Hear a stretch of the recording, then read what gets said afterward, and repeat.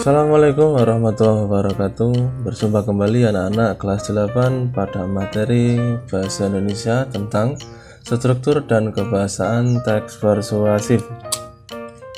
Struktur teks persuasif. Yang pertama, ada pengenalan isu.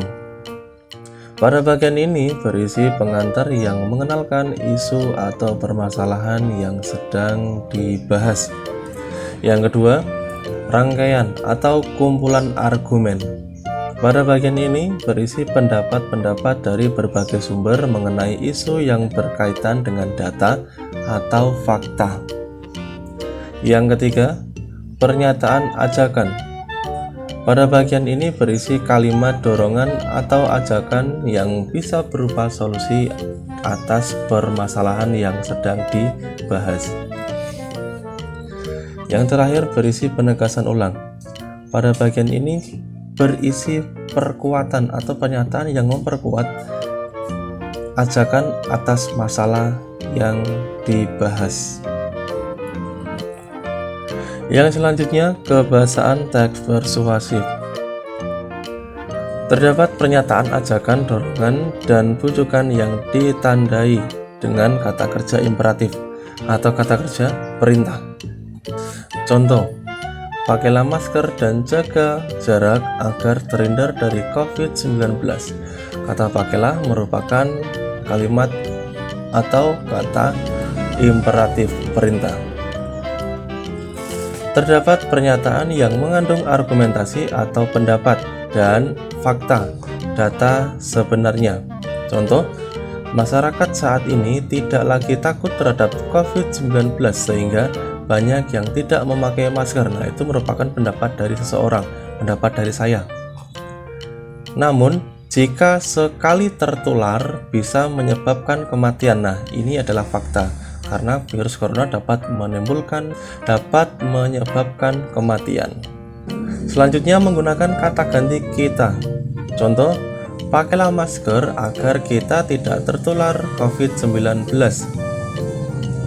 Yang selanjutnya, menggunakan peristilahan atau kata teknis, kata yang mengandung langkah atau cara pada bidang tertentu. Contoh, oleskan hand sanitizer pada tangan kita sebelum dan sesudah beraktivitas. Hand sanitizer tidak mungkin dibuat mandi kan?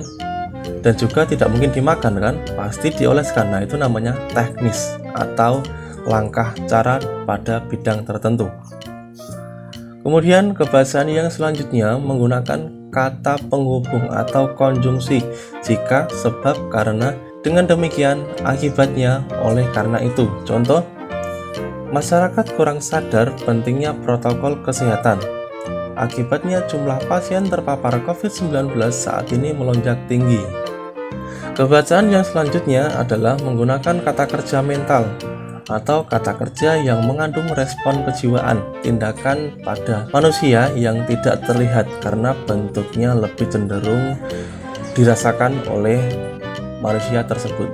Contoh, masyarakat kecil menolak diisolasi selama 14 hari tanpa diberi bantuan apapun.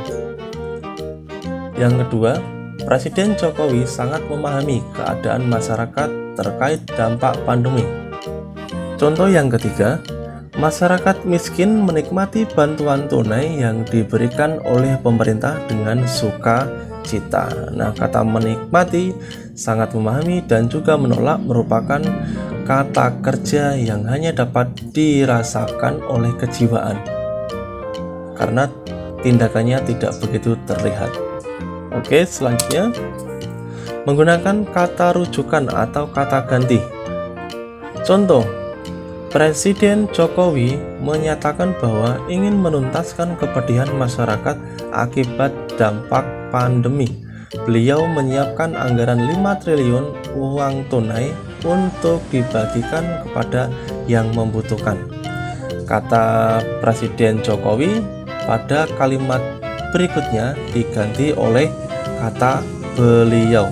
Itu merupakan kata ganti atau kata rujukan. Oke, sampai jumpa pada pertemuan yang selanjutnya. Terima kasih karena sudah mengikuti video ini. Sampai jumpa dan assalamualaikum warahmatullahi wabarakatuh.